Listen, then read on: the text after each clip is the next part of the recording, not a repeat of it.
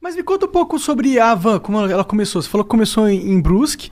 E como que foi o primeiro passo? A primeira loja? Me conta isso. Como foi isso é abrir legal. a primeira loja? O que você estava fazendo antes também? Nada, vamos lá. Meu avô, meus avós foram operários numa fábrica. Meus pais foram operários numa fábrica. E eu fui operário na mesma fábrica durante 7 anos. Eu me lembro que na nossa época, eu tenho 58 anos de idade, né? E na época todo mundo entrava com 14 anos de idade a trabalhar, que também não morria ninguém. Era normal, né? Eu vejo muitos pais reclamando, inclusive donos de negócio, dizem, eu queria botar meu filho a ser garçom, a atender a mesa, mas não pode. Se vier algum fiscal aqui, me multa, né? Antigamente ninguém morria por trabalhar. Isso também está errado. Então, meu pai, eu sempre fui muito estudioso, eu sou disléxico, né? Disléxico é a dificuldade de aprender a ler nos primeiros também, anos. Tu também? Sim, eu tenho muita dificuldade em ler. Eu também. Nossa, muito difícil. A professora, quando dizia assim, Luciano, continua a leitura. Eu já ia na aula de português tremendo. Eu já ia mal para a aula de português. Eu sempre fui péssimo em português e ótimo em matemática. Eu sempre aprendi a multiplicar e a somar. Dividir. Essa é boa. Eu sempre aprendi muito. Essa é boa, né? É somar e multiplicar. Dividir e diminuir, puta, não aprendi nada.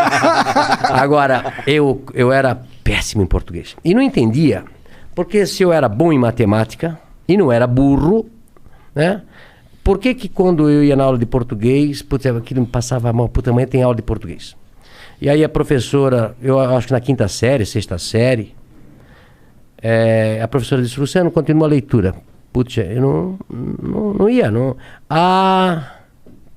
E os outros meus amiguinhos lendo atrasômetro, a burocracia. Eu, puta, começava a gaguejar, o pessoal começava a rir. E aí, eu não entendia. Aí eu pensei, o que eu vou fazer? E eu comecei a estudar em casa.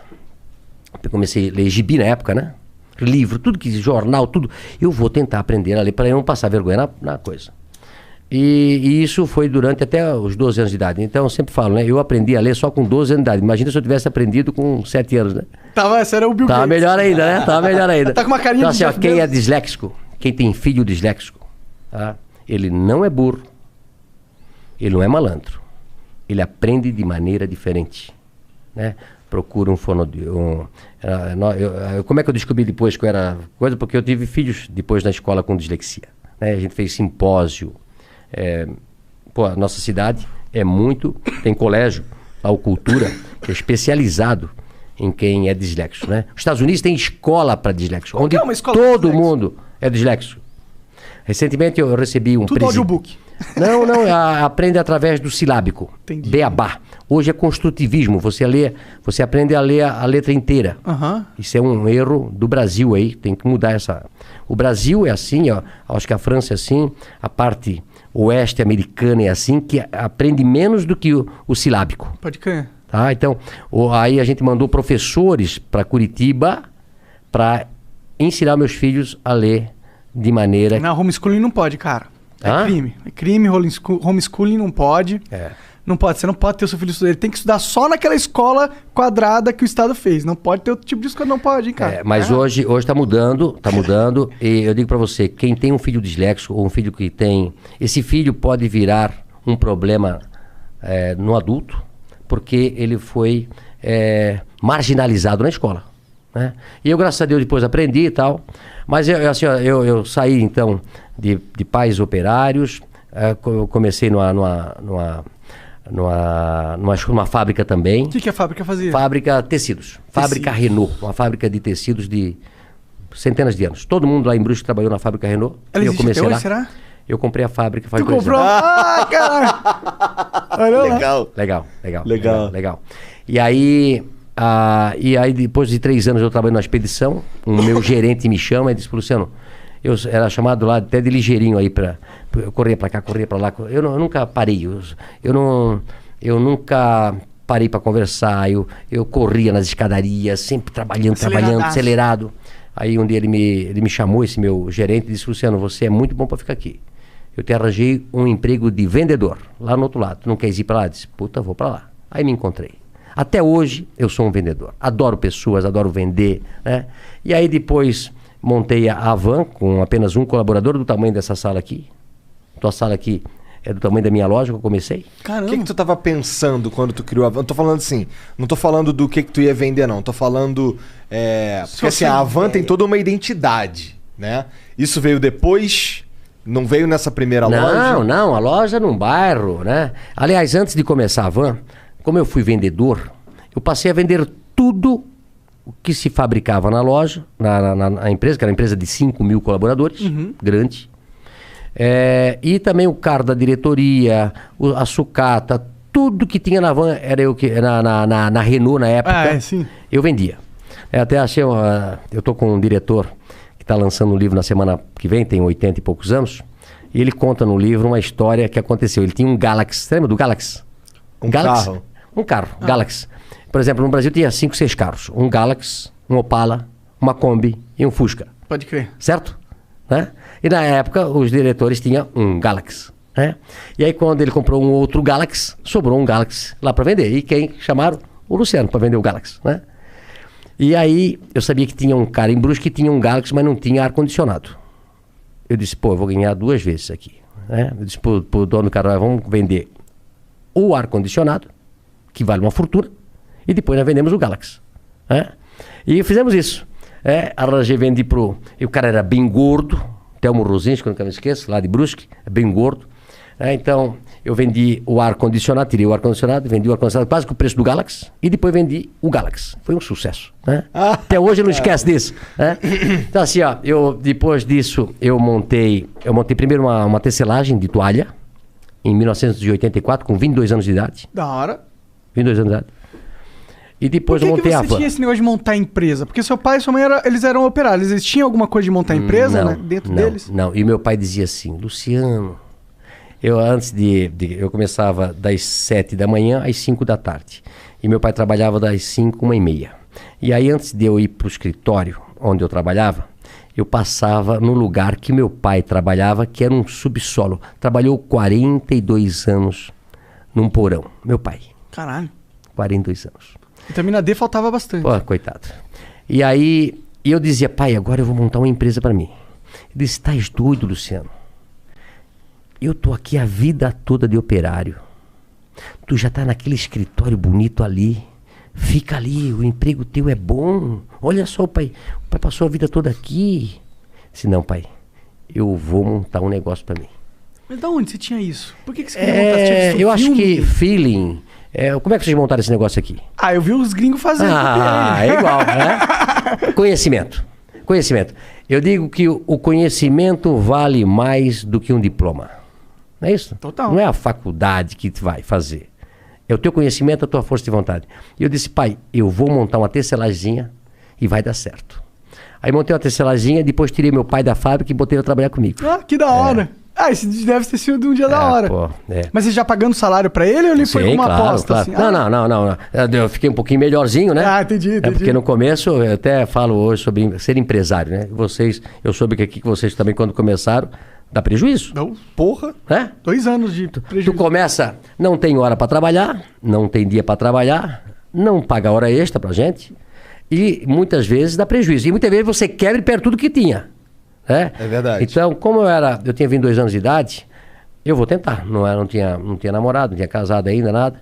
E a tecelagem foi muito bem, tirei meu pai da fábrica. E aí depois, 2 anos depois, montei a Van. 1986, com 24 anos. Eu e Vanderlei. A Van. Hang e Vanderlei. Um sócio que eu tive durante 5 anos. Entendi. Mas o que aconteceu com a tecelagem? Ela cresceu? Não, aí a tecelagem trabalhei durante até 90 e pouco, uns 10 anos. Tendo a Van junto. Junto, né? Entendeu? E depois eu vendi a tecelagem. Entendi. Quem que era esse seu sócio aí do começo? Vanderlei. Quem que... Era um supervisor de vendas que trabalhava comigo na Renault. Entendi. Aí ficamos 5 anos juntos, separamos, ele tem a empresa dele hoje e a Van continuou. Pode crer, ele meio que comprou tua parte, é isso? Não, não, na realidade a gente dividiu, ele fez a Vantex e eu continuei com a Van. Pode crer. O que faz a Vantex? A Vantex vende tecido ainda hoje. Ah, entendi. É. Pode crer. E aí, como que foi essa primeira loja? Imagino que deve ser legal pra você ter um negócio físico, receber clientes. É diferente da tecelagem que você fazia antes. Isso, que é negócio pra empresas, né? A tecelagem você vende pra alguém vender, né? Isso. E também é engraçado o seguinte, olha só. Eu comecei a tecelagem fazendo tecido para roupa de cama. E aí um dia eu fui vender a roupa de cama para um atacadista. Fui eu e meu pai, pobre, sem dinheiro, precisava vender aqueles paninhos para poder comprar fio. No começo assim, eu tinha um Fiat amarelo ovo, 4 pneus quadrados, não tinha dinheiro para comprar. Na época era câmara de ar, né? Furava, o pneu já gastou todo. Ele solta a cinta, um pneu velho, quando ele está tudo gasto, ele solta a tinta e começa a sair os ferrinhos para fora. É isso? Eu tive carro assim. Um Fiat amarelo, 147. E aí eu fui vender as pecinhas com meu pai. E aí eu cheguei lá nesse lugar e o cara disse, olha, eu pago R$10 essas tuas pecinhas de pano aí. E o preço era 20. Eu disse, pô, mas o meu custo é 20, eu não posso vender por 10. Não, mas é o que eu pago. Tá bom, vendi as pecinhas, precisava de dinheiro. Aí falei pro meu pai, passa esse trabalho todo, tem que comprar fio, tem que fazer o pano, tem que tingir tudo. Aí me custa 20. Eu venho daqui e venho vender por 10. Aí o cara pega por 10 e vende por 100. Eu disse, meu negócio não é fazer tecelagem, meu negócio é botar uma loja. E montei a Van por isso. Tu acredita?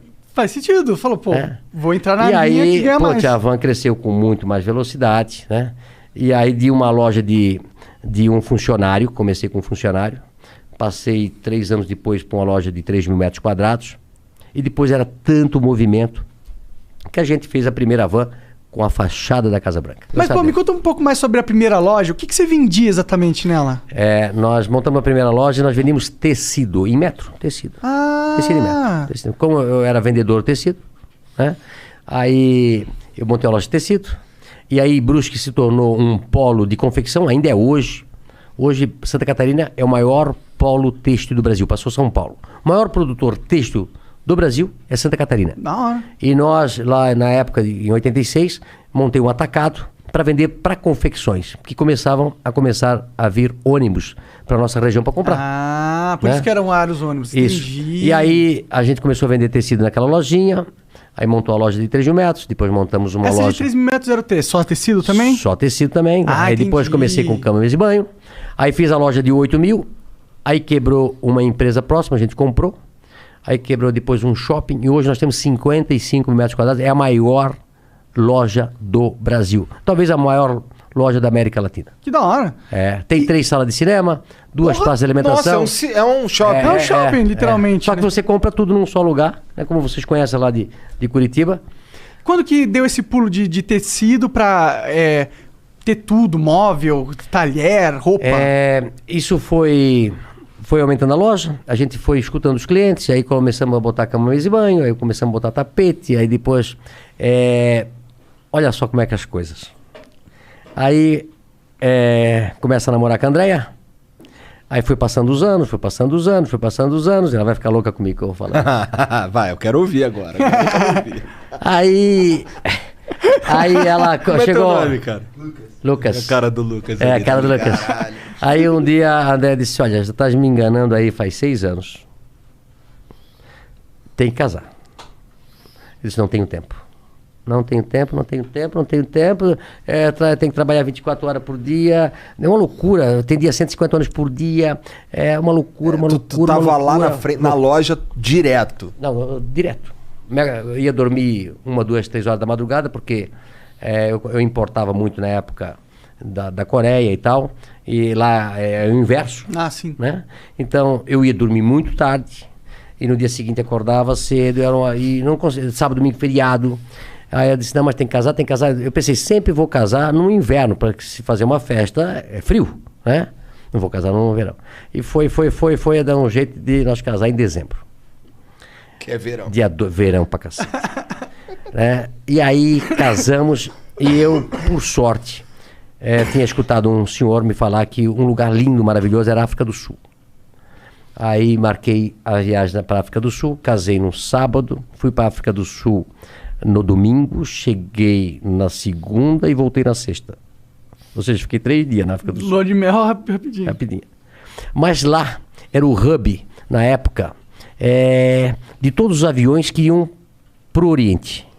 Para Coreia, para Taiwan, para Hong Kong, para China. Isso em 2005. 95, já vai fazer 26 anos de casado. Aí eu comecei a conversar com outro, eles falando loucos, dizendo quanto custavam os produtos lá. Centavos. Eu disse, não é possível. Liguei para Brusque e eu estava sentado lá no coisa. Se marca uma reunião para segunda-feira às 8 horas da manhã que arranjei um outro negócio. Ou seja, o casamento foi um ótimo negócio. Eu digo isso pra ela, fica louca. Que bom, né? Na hora de casar, eu arranjei um negócio. Isso daí foi quando. Esse negócio era conversando com os caras lá. Porque eles tinham os fornecedores, com as pessoas que. lá. Os aviões chegavam do mundo, paravam na África do Sul, fazia o transbordo, ficava esperando outro avião e iam pra lá. Aí eu disse, eu cheguei e avisei pro pessoal, já disse, olha, prepara uma reunião, segunda-feira, eu vou fazer uma loja de importados. Havan, o Paraguai é aqui. Né? Isso era dezembro.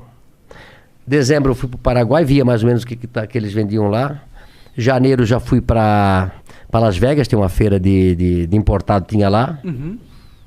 E no ano seguinte já fui no mês seguinte já fui para China, para tudo quanto é lugar.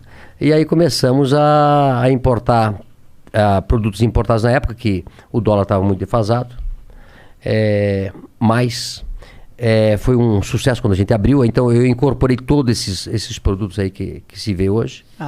Foi nessa época aí. Entendi, foi do caraca, o cara tirou do casamento a Havan moderna. Mas tu sabe de uma coisa?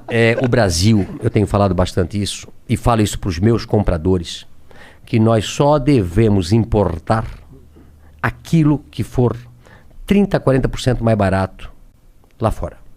Tentar comprar tudo que for possível no Brasil. Nós temos que gerar emprego no Brasil. E sabe por que a gente não gera mais emprego no Brasil? Tem algumas... Por causa dos impostos. Né? Bom, nós temos a maior carga tributária do mundo. O Brasil, na década de 80, de 70, exportava tudo. Exportava louça, exportava toda a indústria nacional, exportava para o mundo todo. E por que nós fomos perdendo competitividade? Lá atrás, a carga tributária era 18, 20, 22, 24. E hoje chega a quase 50% de tudo que a gente produz. Sim. Ou seja, tudo no Brasil é muito caro. E aí os outros países começam a competir com a gente.